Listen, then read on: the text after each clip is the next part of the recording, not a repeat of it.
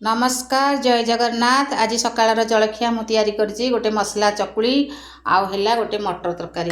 तो मसला चकुली मु केमती कली को प्रोसेस रे कली आपण आज शुणंतु आ देखंतु।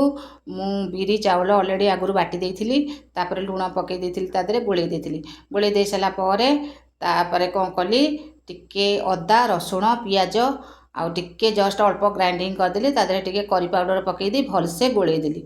गोळे देइ सला परे ताकू चकुली बनई देली। चकुली बनई सला परे तापरे काकुड़ी आउ गुंडू गुंडू कंचा लंका पियाज टमाटो तापरे मु पकई देली। बनीगला आमर मसला चकुली। देखंतु आपण माने जेते बेले चकुली करंतु एमती मसला चकुली करी खांती, बहुत मजा लागिबो, बहुत भल लागिबो, टेस्ट भी लागिबो। आउ तादर टिके बिटी लुण आपण पकेबे। तो बिटी लुण पकई नथिली, बिटी लुण टिके पकई देछि। देखि नियंतु मसला चकुली आउ मटर तरकारी।